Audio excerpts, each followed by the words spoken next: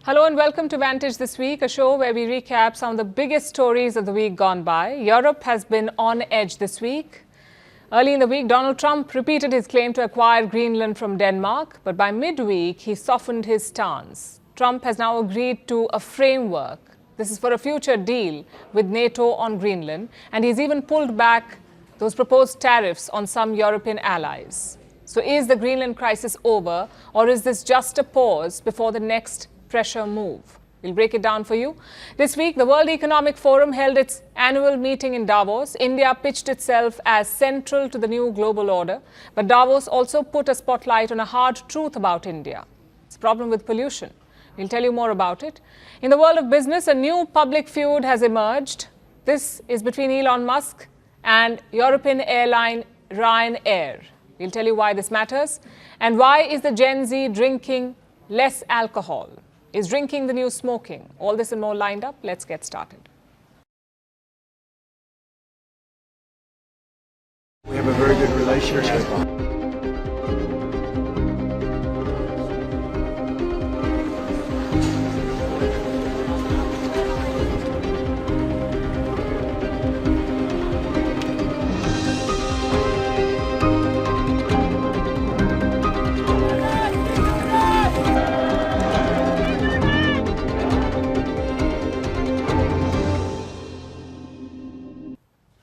If Donald Trump was a DJ, he would be a bad one. I'm sure you know what a good DJ does. They build up the vibe, they build up the beats and the expectations, and finally comes the beat drop. But with Trump, that never happens. He raises tensions only to back out in the end. We saw it first with the tariffs. He announced them, but he kept delaying the implementation. Experts called it the taco trend. Trump always chickens out. That's taco. And it seems he's done it again with Greenland. Yesterday in Davos, he was very firm. Trump repeatedly claimed that he must have the island. I don't want to use force. I won't use force.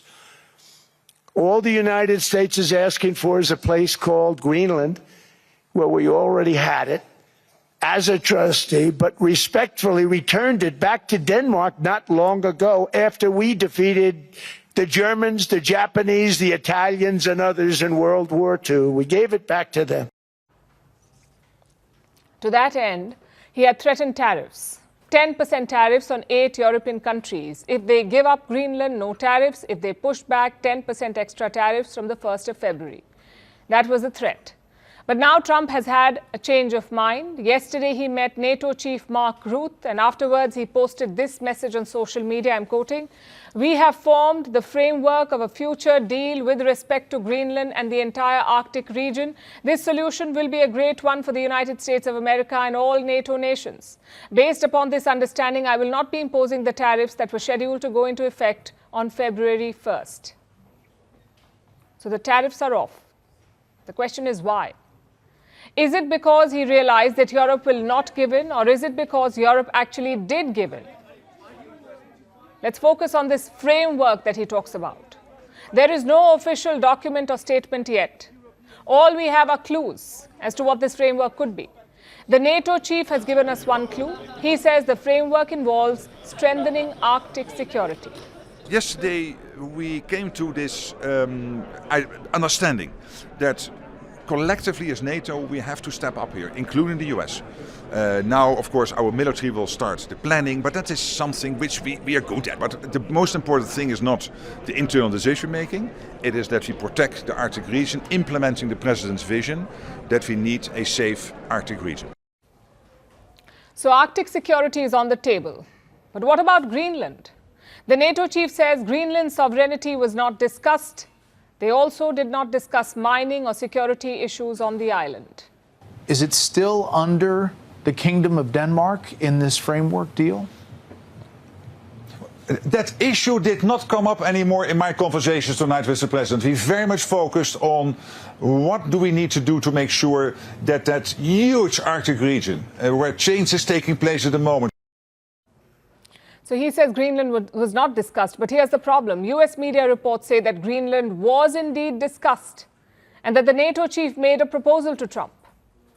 It has three main aspects. Number one, updating the existing US-Denmark agreement. This would increase American presence on Greenland, basically more bases and more soldiers. Number two, increasing NATO activity in the Arctic, not just security activities, but also financial ones like mining. And finally, number three, the US can position its Golden Dome on Greenland.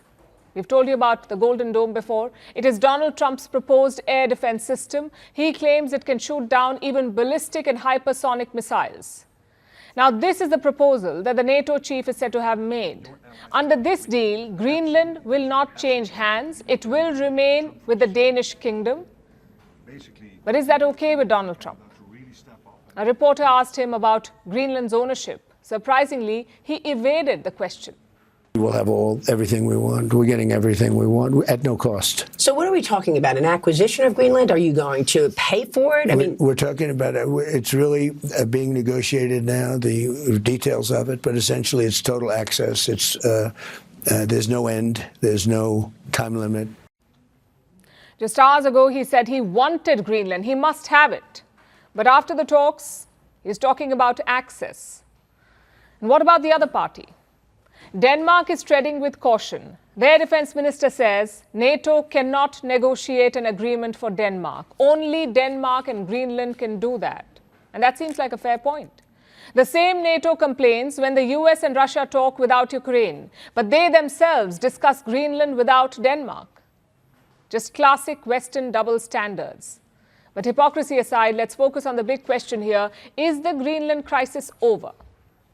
Well, the next few days are crucial. Let's see if the so-called framework is published and also whether it's acceptable to both parties. And even if that happens, this would be a classic case of taco because these concessions are not new. The US is already free to have bases on Greenland. Denmark was open to allowing US companies to mine there.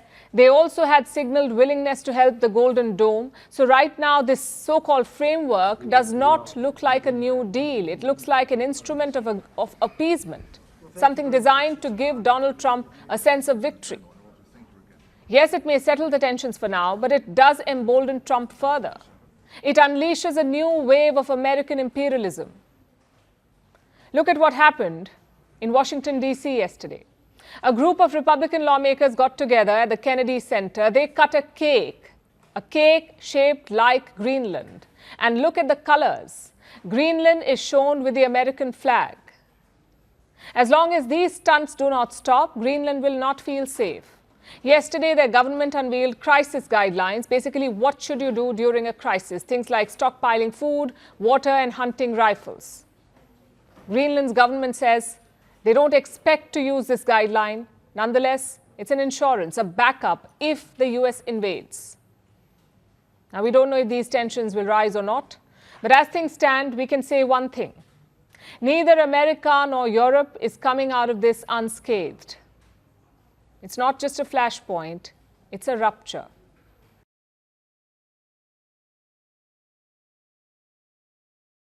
A Donald Trump speech is an experience. It ebbs and flows. It makes you laugh and fume. And most times it leaves you worried. Americans are used to his long, rambling speeches, but today his audience was the entire world.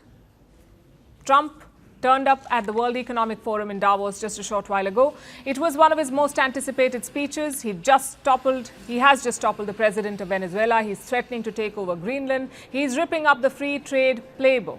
Basically, Trump is single-handedly reshaping the world order.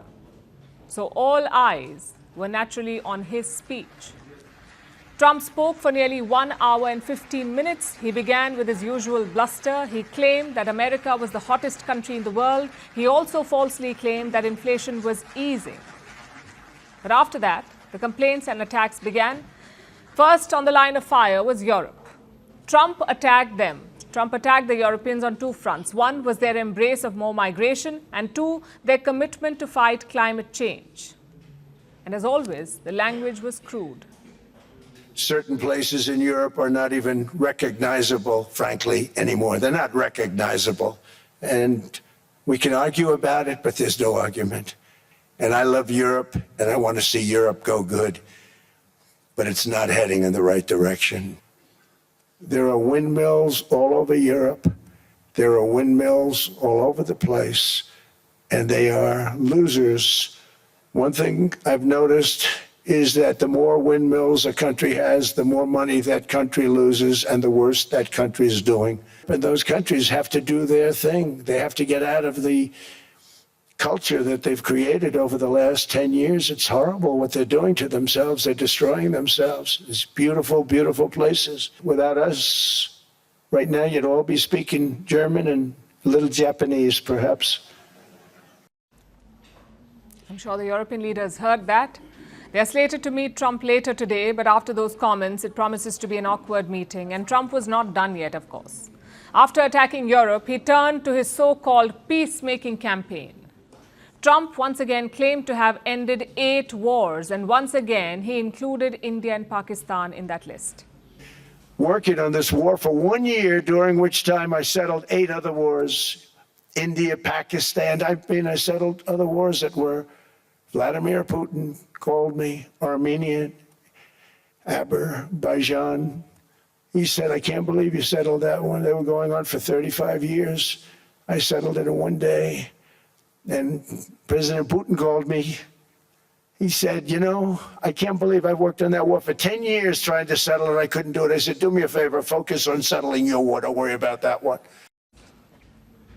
We did get a sense of Trump's worldview today. It is rooted in 2 very basic beliefs. Number 1, America has been wronged by the entire world. Whether it's on trade or security or energy, every other country got a nice deal, but America got the raw deal. What does the United States get out of all of this work, all of this money, other than death, destruction, and massive amounts of cash going to people who don't appreciate what we do? They don't appreciate what we do. So what we have gotten out of NATO is nothing except to protect Europe from the Soviet Union and now Russia. I mean, we've helped them for so many years. We've never gotten anything. He couldn't be more wrong. The fact is, America created the current world order, and they created it to benefit themselves. Free trade helped the US, the petrodollar helped the US, the IMF and the World Bank helped the US. So what is Trump complaining about? And only he knows. Anyway, that's his firm belief that America has been wronged. His second belief is that America is entitled to whatever it wants, whether that's Greenland or Canada or tariffs. They can have whatever they want because might is right.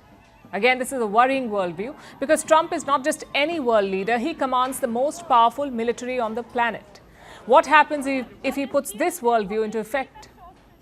Greenland, like I said, may just be the start. Of course, no Trump speech is complete without insults. Trump unloaded on his predecessor, Joe Biden. He also mocked French President Macron and his sunglasses in Davos. Biden and his allies destroyed our economy and gave us perhaps the worst inflation in American history. They say 48 years, I say forever, but I think 48 years is the equivalent to forever. Whether it's 48 years or ever, it's terrible, costing the typical family $33,000. What they did to this country should never, ever be forgotten. It's early, but he has to be rated as the worst president we've ever had by far. The auto pen did much of the damage. The auto pen, he was the auto pen president, because I don't believe a sane president would have ever signed the kind of things that he signed. So when I called up Emmanuel Macron, I watched him yesterday with those beautiful sunglasses. What the hell happened? The World Economic Forum is a global event, yet Trump spent a lot of time talking about domestic issues. He talked about inflation, he spoke about interest rates, and he promised to announce a new central bank chair. Now, this is very important because it reveals Trump's only vulnerability, perhaps his Achilles heel. And that's the domestic sentiment back home in America. Trump's claims are simply not true. 74% of Americans feel the president is not doing enough to contain inflation. 90% oppose taking over Greenland. This week, his approval ratings hit a new low. Around 57% Americans disapprove of President Donald Trump, and he knows that. Yesterday marked Trump's one-year anniversary in office. He turned up at the press conference with a so-called Book of Achievements. He said the same things yesterday too. Some trash on Biden, fake claims about inflation and jobs, and endless praise of tariffs. But the truth is, this charade is running its course. It's not just the world that is souring on Trump. His own people are fed up of him. And President Trump knows this. You could sense that vulnerability in his speech today. The question is he using issues like Greenland to hide those fears?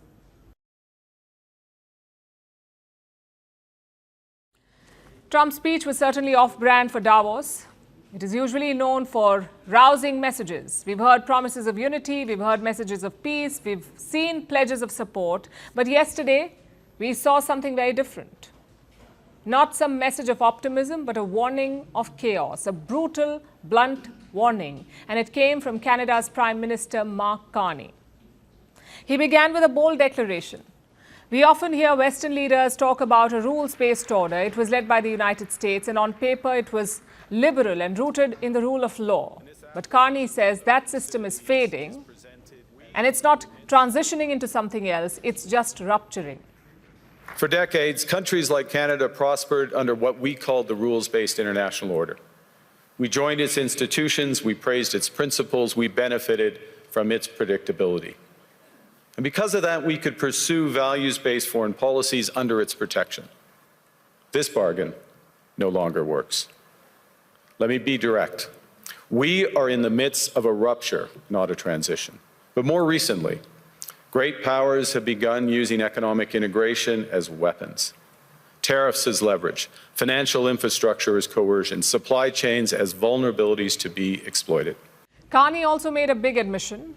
We always knew that this rules-based order was a farce. The West applied it wherever they could, but the powerful, well, they openly violated it. If you were weak and vulnerable, you had to follow the order. If you're powerful and independent, you could do whatever you want.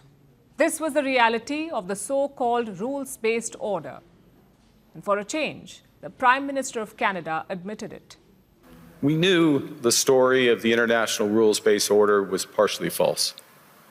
That the strongest would exempt themselves when convenient. That trade rules were enforced asymmetrically. And we knew that international law applied with varying rigor depending on the identity of the accused or the victim. This fiction was useful.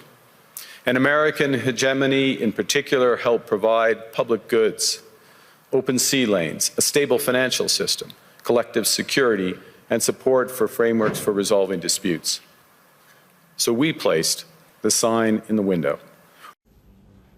We appreciate the frankness. It's almost jarring to hear a Western leader speak like this, that to a Canadian Prime Minister, because Canada has benefited from the US-led order. They supported American wars, they fought against America's enemies, and in return, the country prospered. Just look at Carney's predecessor, Justin Trudeau. He was a huge supporter of this rules-based order. But unlike Trudeau, Carney seems to be a pragmatist.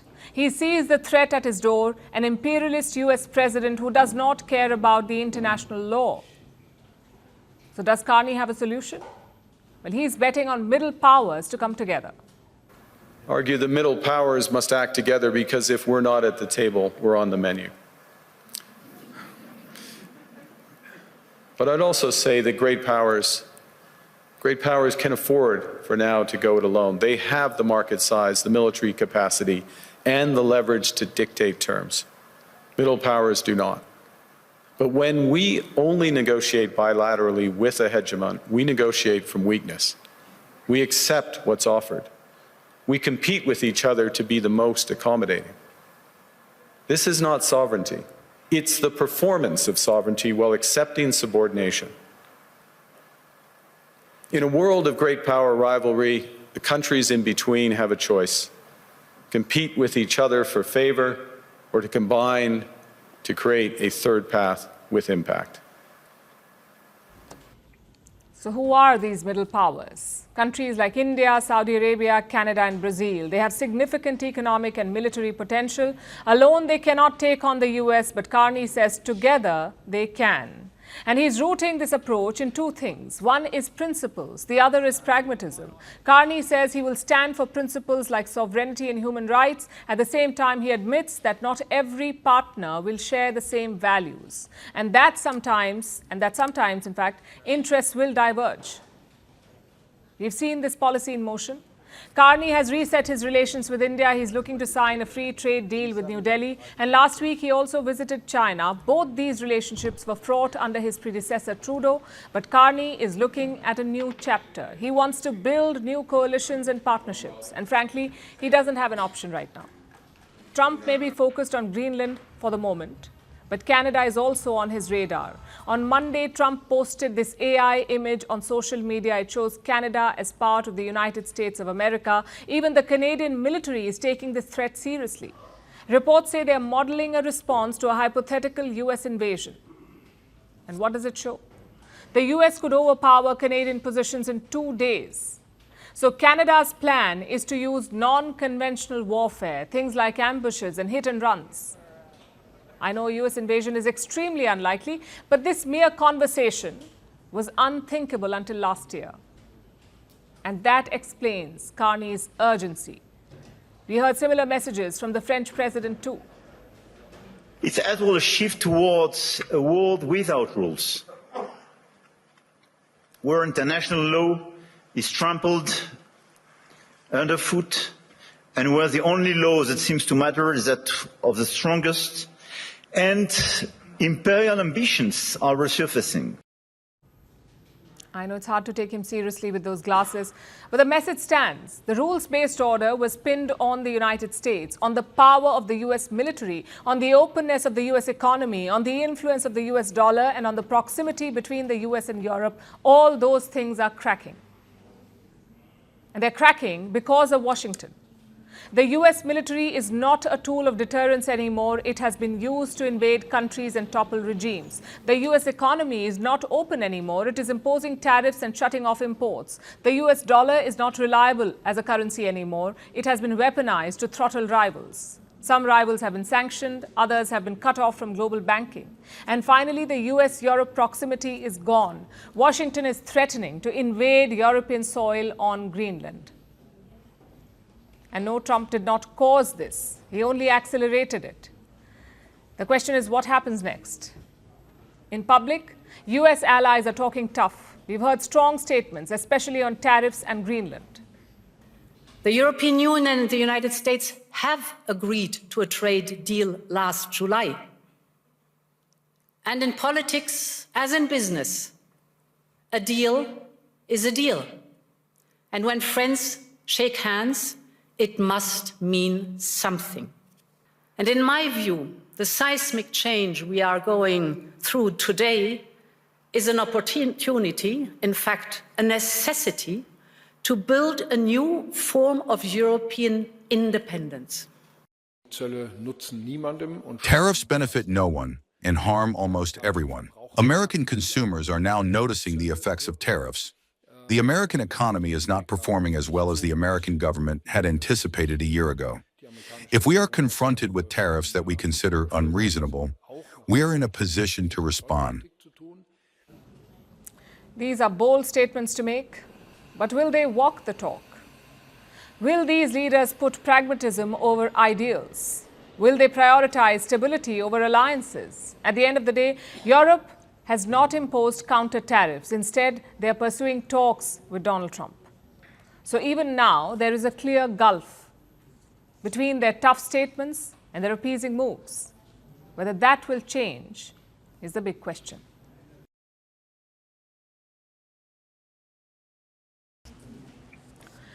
The Trump imperialism train does not stop at Greenland. It has a new stop in the Indian Ocean, another landmass that Trump wants to control. It's called the Chagos Islands. And this is not just another flashpoint. This is a flashpoint that threatens America's relationship with its most important partner, the United Kingdom. First, let me pull up the map. The Chagos is a set of 60 islands. They are located in the central Indian Ocean. For decades, Mauritius had claimed these islands, but Britain controlled them. In 1814, Chagos and Mauritius had become British colonies. In the 1960s, Mauritius became independent, but Britain held on to Chagos. That's because of a crucial military base. This base is located on the largest island in the Chagos, an island called Diego Garcia. This island is home to a joint US-UK military base. It gave the Americans a crucial presence in the Indian Ocean, but the pressure from Mauritius was too much. They wanted their land back. In 2024, the UK agreed to give up the Chagos Islands, and in 2025, a formal deal was signed. Back then, the US actually supported the agreement. Look at this statement from May 2025. The US, under President Donald Trump, welcomed the UK-Mauritius agreement. They said it would secure the long-term operation of the Diego Garcia base. But cut to 2026, and Trump has made a U-turn. He has blasted the UK for its decision to give back the island. Look at his message. I'm quoting from Donald Trump. Shockingly, our brilliant NATO ally, the United Kingdom, is currently planning to give away the island of Diego Garcia for no reason whatsoever. There is no doubt that China and Russia have noticed this act of total weakness.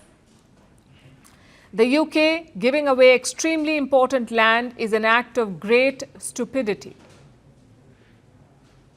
There's a lot to unpack here. We'll go one by one. First of all, the UK is not giving up Diego Garcia for no reason. That's how Trump has put it. They're giving it away for no reason. That is not correct. For starters, an international court has ruled in favor of Mauritius, so the UK is legally required to give it up. Secondly, this is 2026. Colonialism and conquest are not valid arguments. The Chagos Islands are located almost 10,000 kilometers from the UK. There is no basis for London to hold on to them. And third, it's not some huge sacrifice. The deal includes a 99-year lease on Diego Garcia. The UK will pay $130 million per year. In return, they get to use the military base on the island. So the UK government says it's a pretty good deal. I don't think Britain should be embarrassed or humiliated at all, quite frankly. Diego Garcia, which is a small island that was part of the British Empire, was having its sovereignty challenged by the Mauritian government. We've secured that island as a military base for the next 100 years because it is an important military base for the UK and for our NATO allies, including the United States. Now, this raises a few questions. One, why is Diego Garcia so important? And two, why is Trump making a U-turn on this matter? The answer to the first question is location. Chagos is crucial because it's a crucial midpoint in the Indian Ocean between Southeast Asia, West Asia, and the African coast. It gives the Americans an important launch pad. They used Diego Garcia to bomb Iraq and Afghanistan in the 2000s. Even last year, the Americans stationed bombers and cargo planes on this island. This was in the middle of tensions with Iran. So strategically, Diego Garcia is very important. But like I said, the US is not losing this base. They have a 99-year lease to keep using it. Which brings us to the next question. Why is Trump making a U-turn? The US president is tying it to Greenland. Again, let me quote him. The UK giving away extremely important land is an act of great stupidity and is another in a very long line of national security reasons why Greenland has to be acquired. Someone get him an atlas. Greenland sits between the Arctic and Atlantic Ocean. Diego Garcia is located in the Indian Ocean. How can these two issues be linked? Logic says they can't. But it's a convenient excuse to target the UK. Their Prime Minister Keir Starmer has opposed Trump's Greenland bid, so maybe Trump is just getting back at him. Because he's not the only one opposing this deal. The UK's opposition parties have also questioned the Chagos agreement, so Trump is basically giving them more ammunition. Well, whatever the reason, it's unacceptable. Courts, precedent, and common sense are all on the side of Chagos Islands. Yet Trump is openly against it. It confirms what Trump himself admitted earlier this month, that international law cannot limit him. Only his own morals can stop him. That's what Trump said. Only his own morals can stop him. And where can you find Trump's morals? Probably in the depths of the Caribbean Sea or the Arctic Ocean or now the Indian Ocean.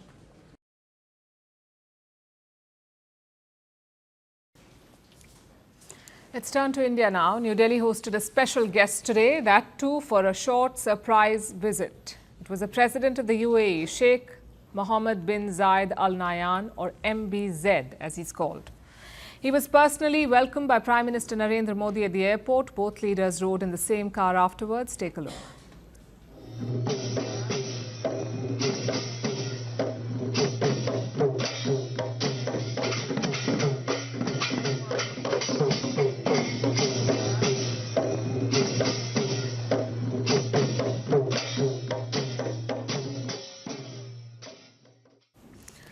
MBZ held talks at Prime Minister Modi's residence. He also received gifts from the Indian Prime Minister. Prime Minister Modi gifted him a wooden swing or a jhula and a pashmina shawl.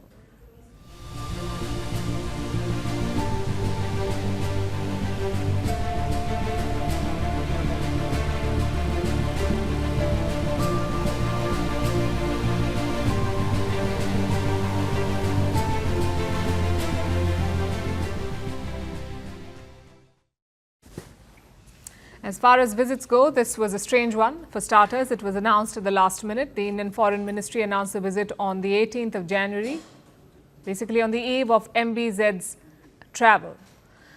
And that's unusual for a head of state and government, especially for a close partner like the UAE. Secondly, it was a very short trip. MBZ was in New Delhi for just 3 hours. Now, to put that in context, a flight from Abu Dhabi to New Delhi takes more than 3 hours. So in total, MBZ flew nearly 7 hours to spend 3 hours in India. So what's cooking? The Indian government announced multiple outcomes, the most important being on defense. India and the UAE will soon sign a strategic defense agreement. First of all, a letter of intent was signed between the two sides to work towards concluding a framework agreement for a strategic defense partnership between India and the UAE. Talks also covered space and energy. India and the UAE are looking to jointly produce satellites. They're also looking to launch sites and training centers. On energy, a crucial deal was concluded. The UAE has signed a long-term agreement to supply LNG to India. LNG is liquefied natural gas. Beyond that, regional issues were also discussed. India called for peace and stability in West Asia. Meanwhile, the UAE condemned terrorism and all its sponsors. And they expressed support for all efforts in promoting peace, security, stability, and prosperity in the region. They unequivocally condemned cross-border terrorism and for the perpetrators, supporters, and financiers of all acts of terrorism to be brought to justice. Well, that covers the outcomes. But what triggered this surprise visit? It's impossible to say for sure, but there are 4 factors to consider. 4 factors that put this trip in context. Number 1, the rift between the UAE and Saudi Arabia. Both countries had an altercation last month. They're supporting rival factions in southern Yemen. Riyadh openly accused the UAE of undermining its national interest. It also carried out airstrikes on alleged UAE shipments. It was a public and intense falling out. Most of the Gulf Arab states sided with Saudi Arabia, and that left the UAE vulnerable. So that's the first factor. Factor number 2, murmurs of a new Islamic NATO. Saudi Arabia and Pakistan signed a mutual defense treaty last September. It resembles NATO's security pledges. If one country is attacked, it's an attack on both countries. Some reports say Pakistan even extended its nuclear shield to Riyadh. Then last week, this deal expanded. Turkey reportedly told Saudi Arabia that they want to join. Now, this marks a deepening Pak-Saudi nexus. Even in Yemen, Pakistan had supported Saudi Arabia. They expressed complete solidarity with the kingdom. Next is factor number 3, the crisis in Iran. The US is building up forces in West Asia, as we just told you. Despite the lull, a US attack cannot be ruled out, a US attack on Iran. It cannot be ruled out. Reports say Gulf states have been lobbying Trump to not attack. But interestingly, those reports did not mention the UAE. They mentioned Saudi Arabia, Oman and Qatar, but not the UAE. Which brings us to the final factor, the Gaza peace plan. Trump has invited a UAE minister to join the Gaza board. He's also invited Prime Minister Modi to join it. It is in this context that the UAE president visited India. Now, if you look at the outcomes, the intent is quite clear. MBZ and Modi discussed defense, space, nuclear reactors and energy. These are strategically important avenues. They signal a clear momentum or purpose, especially the defense deal. Once signed, a strategic defense agreement is a game changer. It leads to more joint military drills. It leads to more weapons sales, maybe intel and technology sharing, basically a closer military cooperation. But can it match the Saudi-Pakistan deal? The Indian Foreign Ministry was asked about this, about the extent of India's involvement in West Asia. Listen to the answer. Our involvement in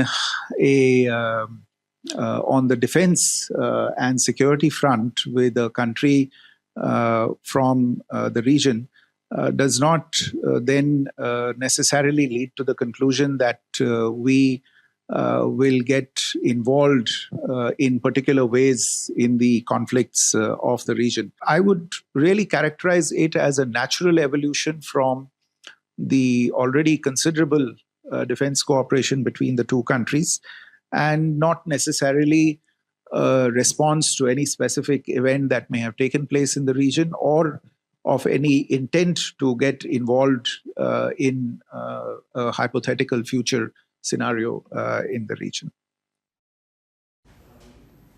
That is to be expected. Treaty alliances are not India's thing, nor are mutual defense treaties. Having said that, you cannot dismiss the timing of this. West Asia has been on edge recently. You've had wars, internal unrest and regime changes. And in this context, West Asian countries are looking for new partners, partners beyond the United States. And for the UAE, maybe India is on the wish list.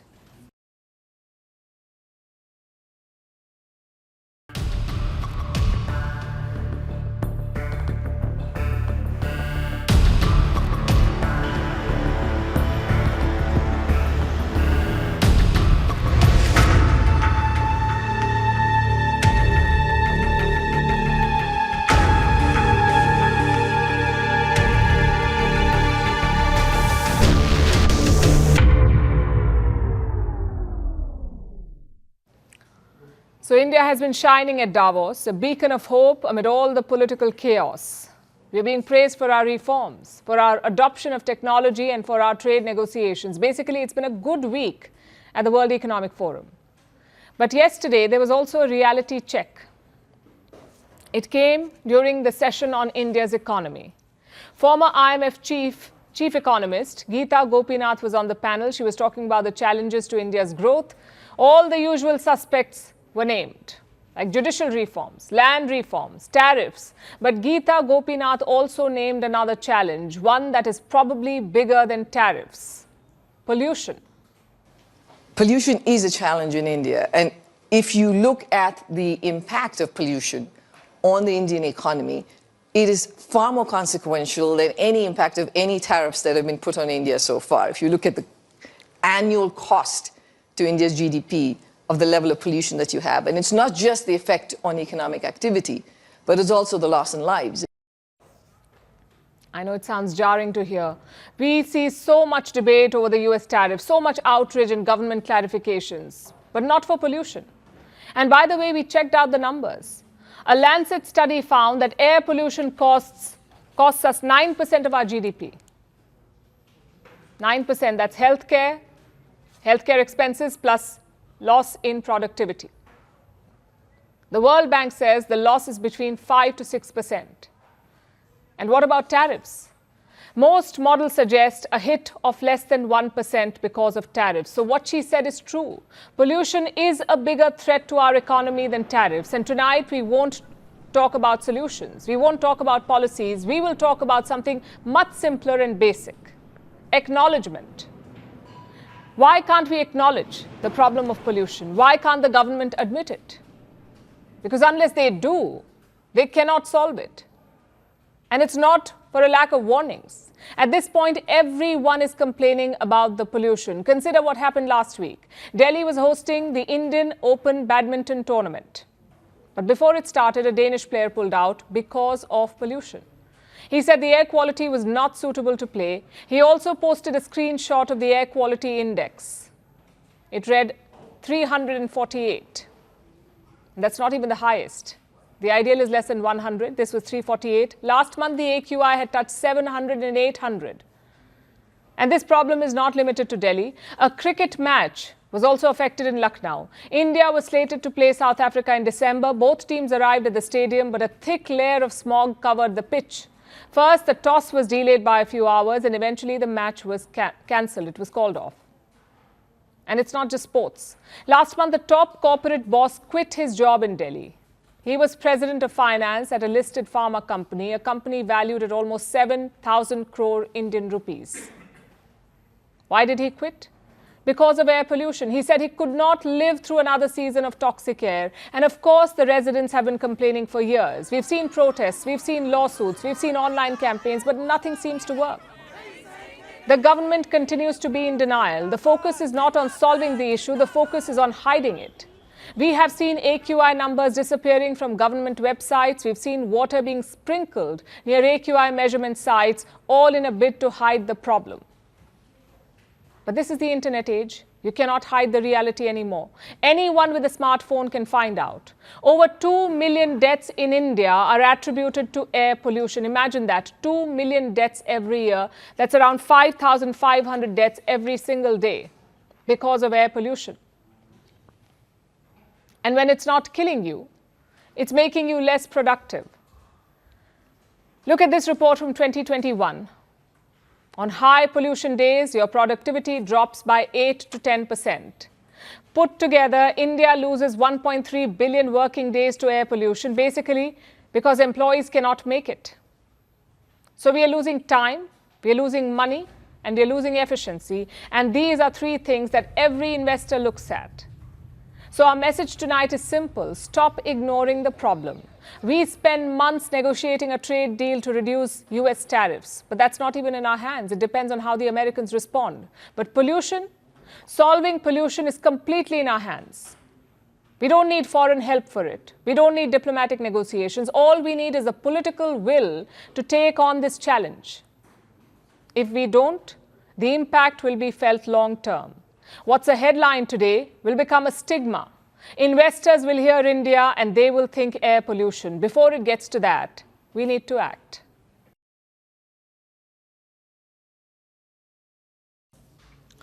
Now let's turn to Bangladesh. India's troubles with its eastern neighbor are growing. A new challenge has emerged, and this time the United States is involved. Washington is making moves in Dhaka. It is reaching out to the Jamaat-e-Islami. The Washington Post has published a story. Bangladesh goes to the polls next month, and this report reveals America's strategy for the election. It says if the Jamaat becomes a serious player, the US wants a direct channel to this group. The report is based on audio recordings. They were made last month at a closed-door meeting in Dhaka. American diplomats met a group of journalists, and in that meeting, one diplomat made a bold claim. He said, and I quote, "Bangladesh has shifted Islamic." And the Jamaat, and I'm quoting again, the Jamaat would do better than it's ever done before. The diplomat went on to say, we want them to be our friends. And this is not just talk. The Americans are making a serious outreach. They've met Jamaat leaders multiple times. There have been at least 4 meetings in Washington and several more in Dhaka. Just last week, there was a virtual meeting. The Jamaat met Jamieson Greer, the US trade representative. Now, Greer is not a junior diplomat. He is a top trade negotiator for President Trump. He has been instrumental in executing Trump's tariff policies. So this engagement is both high level and serious. And what is driving America's outreach? The Jamaat's surging popularity. Polls show that the Jamaat is just behind the BNP, the Bangladesh Nationalist Party. One of the polls came out just last week. It said support for the BNP is at 34.7%. BNP is at 34.7. What about the Jamaat? It is ranked second at 33.6%. That's a difference of barely 1%. If these polls are right, the Jamaat is no longer a fringe party. It is a serious contender. And the fight with the BNP is going down to the wire. This is a dramatic turn in the fortunes for the Jamaat. The party has been banned several times since Bangladesh became independent. It has a controversial past. The Jamaat opposed the independence of Bangladesh. They sided with Pakistan in the 1971 war. The Jamaat sided with Pakistan. During the war, the Jamaat created death squads. They killed thousands of Bangladeshi civilians who were demanding independence. But now the Jamaat is trying to shed that old image. It is trying to rebrand itself. It is talking about issues like corruption and governance. Number one, party will remain free from corruption. It will not give any shelter or show any weakness to any people who is corrupt. Number two, will ensure social justice for all. No political interference will be allowed there. Number three, for fulfilling the people's aspiration, all the issues of reforms will ensure, will support. This message is gaining traction. The political ground reality is shifting in Dhaka, and India is cognizant of this shift. The Jamaat is led by this man, Shafiqur Rahman. He made a revelation last month too. Rahman said he had a secret meeting with an Indian diplomat last year. Say, for example, one diplomat visited me while I was sick. After post-operative, Indian diplomat. After my post-operative period here in my house, in this house. But they requested us not to make it public. Why? There are so many diplomats visited me and it was made public. Where is the problem? So we must become open to all and open to each other. Well, India has confirmed this, but they've called the meeting routine. Since then, Rahman has met with several officials, including from the US and China. He is repositioning the Jamaat in his pitch to the world. Now, will the popularity of this message translate into votes? We'll find out soon enough. But the takeaway for India is quite clear. It must engage with all sides to secure its interests, although the space to do that is shrinking. Under Mohammad Yunus, trust has collapsed. It was Yunus who lifted the Jamaat ban. He lifted the ban on the Jamaat, and he banned Sheikh Hasina's party, the Awami League. It was on his watch that Bangladesh has reset its foreign policy. It has resumed engagements with Pakistan and deepened ties with China. As minorities continue to be targeted in Bangladesh, Yunus is pushing outdated ideas like the revival of SARC. And this week, tensions peaked again over cricket.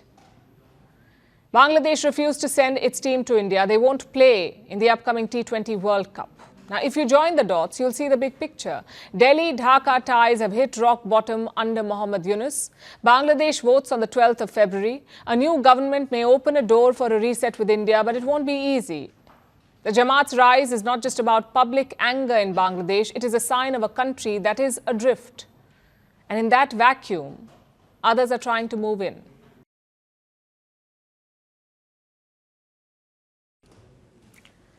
Elon Musk has picked a new fight on X. He's locked in a public brawl with Ryanair. That's the biggest airline of Europe. Musk is going after Ryanair and its CEO, Michael O'Leary. Now, Ryanair, as you would know, is a budget airline. It flies more than 100 million passengers every year. Elon Musk wants these passengers to be able to use Starlink. That's his satellite internet service. Musk wants Ryanair to install Starlink on its planes. But Michael O'Leary shot down the idea publicly and he called Musk an idiot. Sure enough, Musk fired back. He started a poll on X asking his followers if he should buy Ryanair. And if you think you've heard this before, you have. Only the last time it was not an airline company, it was an internet platform. It was called Twitter. Musk joked if he should buy Twitter. The joke turned into a serious takeover bid and eventually Musk did buy it and renamed it X. So is Ryanair next? Will Elon Musk buy it? Our next report explores. Elon Musk is picking a new fight, this time with the head of Europe's biggest budget airline, Michael O'Leary, the CEO of Ryanair, and the clash has gone public. It started with Wi-Fi. It escalated into insults. And now, Musk is asking if he should buy the airline. Yes, literally buy it. Yesterday, Musk posted a poll on X.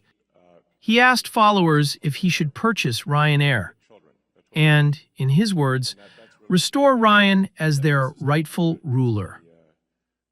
The jab was aimed at Michael O'Leary, a man who has led Ryanair for over 2 decades and turned it into one of Europe's largest airline groups. The fight began last week. O'Leary dismissed SpaceX's Starlink internet service. He said the rooftop antenna would add fuel costs because of weight and drag. Musk responded by calling O'Leary misinformed. O'Leary hit back. He called Musk an idiot. That is when the spat turned into a spectacle. Musk demanded that Ryanair fire O'Leary and asked how much it would cost to buy the airline. Ryanair responded with sarcasm, but its shares rose 2.3% today. The airline is now valued at $35 billion, nearly 3 times the size of Lufthansa, the region's largest airline group.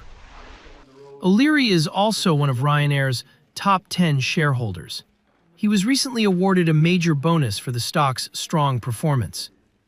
Ryanair gained 55% last year. But this is not just about a CEO feud. Musk's own companies are under pressure. His AI chatbot, Grok, has been accused of enabling non-consensual image generation. Ireland, which hosts EU tech regulation, has vowed to act. And Ryanair is based in Ireland. That context matters. Because this is not Musk's first public poll, or his first impulse to buy a company. In 2017, he joked about buying Twitter after a casual exchange online. 5 years later, he actually did it.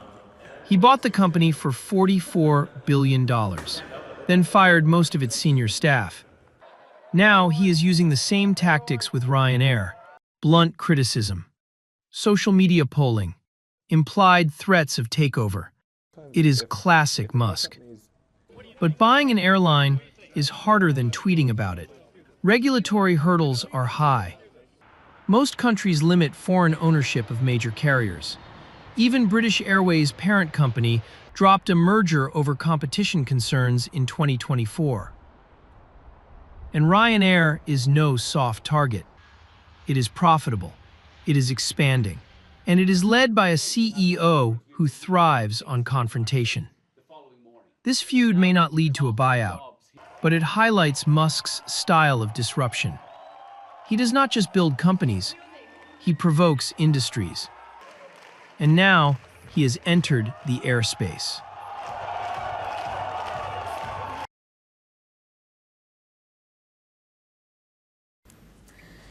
It was past midnight here in India, a cold, foggy night in the national capital region. 27-year-old Yuvraj Mehta was returning home. He worked in a tech company in Gurugram.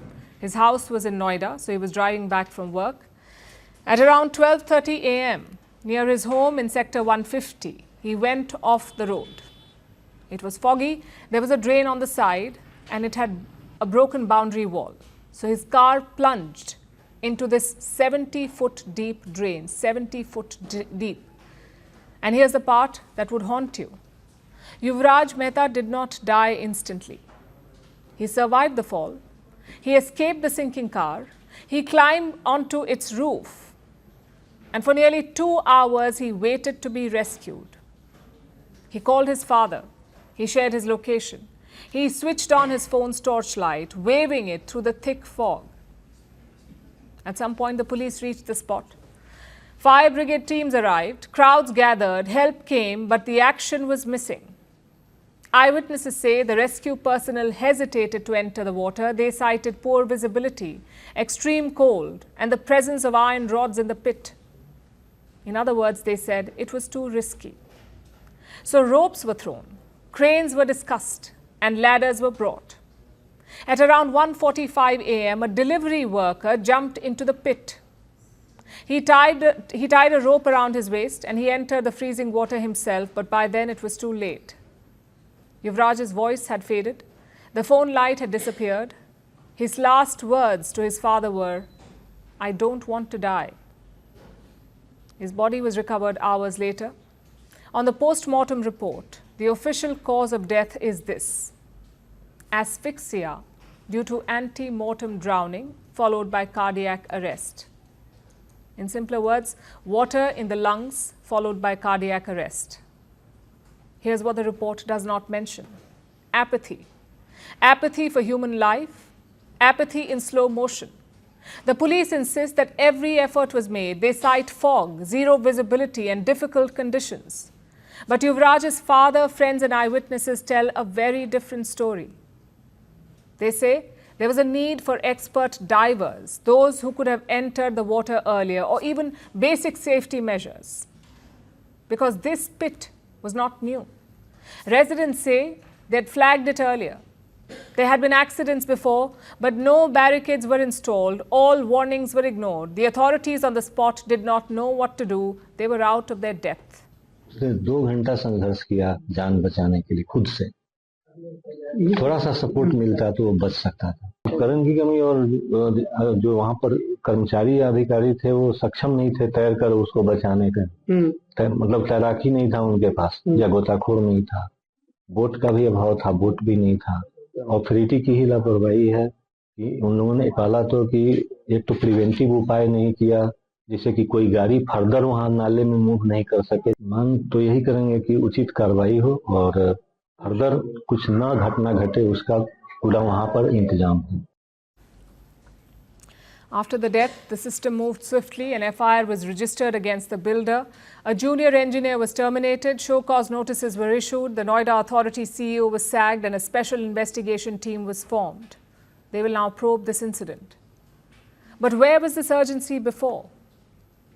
What is the purpose of emergency services if 2 hours is not enough time? Who are we depending on when the systems fail us? When police say they cannot swim, when rescuers say it is too cold, when authorities say visibility is poor, who do you depend on? A delivery worker? A passerby? Or luck? Is survival now a matter of being seen by the right human, not the right institution? Because 90 minutes is a lot of time, enough time to save a life if life is treated as worth saving.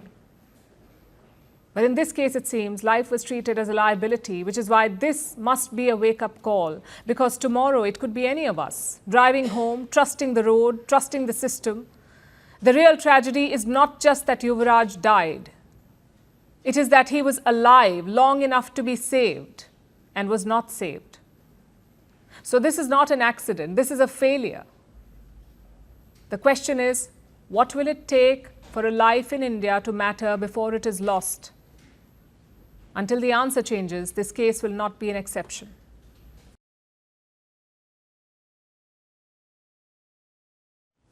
There was a time when smoking was just another pastime. Doctors smoked, athletes smoked, tobacco companies were top advertisers, and airplanes had separate smoking areas. Yes, you could smoke on a flight. And if you did not smoke, well, you were the odd one out. Then the science caught up. Cancer statistics piled up. Public health campaigns changed the narrative, and slowly cigarettes went from cool to cancerous. Now, is alcohol going the same way? I ask because look at alcohol sales globally. They're dipping every year. In 2025, sales dipped by 1% across the world, and wine was the hardest hit at 2.4%. Global wine consumption has fallen to its lowest level since 1961. Even the sales of spirits are slowing, and these may look like small figures, but do remember that alcohol was once considered recession-proof. It's an industry that kept growing for decades, and now it is slowing down. And the reason for that could be Gen Z. They're not drinking as much. On an average, Gen Z drinks 20% less than millennials. And many Gen Zers are abstaining from booze altogether for multiple reasons. One of them is more awareness. That's one of the reasons. The WHO says no amount of alcohol is good for your body. No amount, not even that one glass of wine. For all its PR, wine has lost the plot. Then the nature of socializing is changing. You see, social gatherings used to be associated with alcohol. You get together, you drink, you spend the rest of the next day recovering. Well, not anymore. More and more people are prioritizing health over temporary indulgence. From reducing their calorie intake to avoiding the dreaded hangover, it is rooted in the desire for a healthier lifestyle. Another reason for less drinking is the rise of other options, like non-alcoholic beverages. In 2020, the global non-alcoholic beverages market was worth $923 million. By 2028, it could be worth over $1.7 trillion. Non-alcoholic beer is on track to become the world's second largest beer category. That's non-alcoholic beer. The other option is marijuana. The drug is legal in nearly half of all US states for recreational use, and this has led to a shift in consumption patterns. Reason 4 is inflation and social media. Everything is more expensive, from rent to food items, so Gen Z is ditching the pricey cocktails. And reason 5, less socializing. The world over, people are hanging out lesser than ever. Take these numbers from the United States. In the year 2003, people spent almost 30 hours a month with their friends, 30 hours a month. In 2019, that number went down to 10 hours. And less socializing meant lesser drinking. Of course, this is not good news for the alcohol industry. They're not denying the trend, they're adapting to it. They're coming up with zero alcohol beers, alcohol-free spirits, and even large mocktail menus at bars. Sober curious is now a market category. It means you're curious to see what sober life is. The trend is catching on, but is it here to stay? Will alcohol become the new cigarette? Well, the popular answer is no. Some analysts say every generation drinks more as it gets older, so Gen Z could be the same. They may not be drinking now, but the trend could reverse later. Second, alcohol still claims cultural space. It is tied to celebrations, to weddings, festivals, even religion, and even rituals that go back centuries. Cigarettes never had that kind of emotional real estate. So no, alcohol may not become the next cigarette, but it is becoming something else. A generation ago, drinking was the cool thing. It was a rite of passage and social currency. But with Gen Z, that's changing, and that might be the most radical shifts of all. It was meant to be a New Year address, but it turned into an internet spectacle. French President Emmanuel Macron appeared before France's armed forces with a noticeably puffy red eye. Instead of dodging it, Macron joked about it. He tried to Rocky his way out of a problem, but the internet did not buy it. Within minutes, Rocky references, boxing jokes, slow motion replays, and endless screenshots flooded social media. Take a look at this.